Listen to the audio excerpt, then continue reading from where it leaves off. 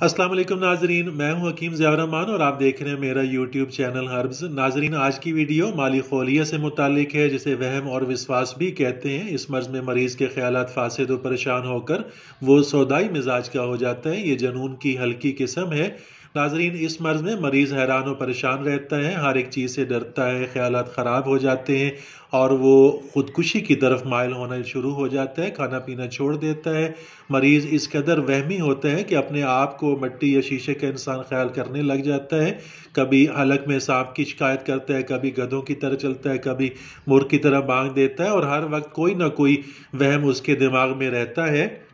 ناظرین، مالی خولیہ کا مرض افراط غم کی وجہ سے، ایام کے بند ہو جانے کی وجہ سے، خواتین میں اگر بندش ایام ہو جائے تو اس وجہ سے بھی ہو جاتا ہے، کثرت محنت کی وجہ سے، ریاضت کی وجہ سے اور گرم چیزوں کے زیادہ استعمال سے بھی یہ مرض ہو جاتا ہے۔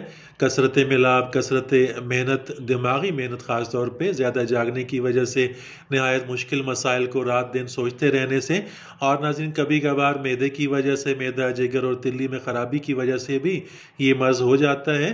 بخاروں کے بعد بھی ناظرین بعض مریضوں میں یہ مرض دیکھا گیا ہے۔ اس مرض کے اصول علاج میں ناظرین دیوانگی کی طرح ہی اس کا علاج کیا جاتا ہے، اصل سبب کو دور کر کے اس کا علاج کیا جاتا ہے۔ جب تک سبب کو نہ دیکھا جائے تو مرض کا علاج کرنا مشکل ہوتا ہے۔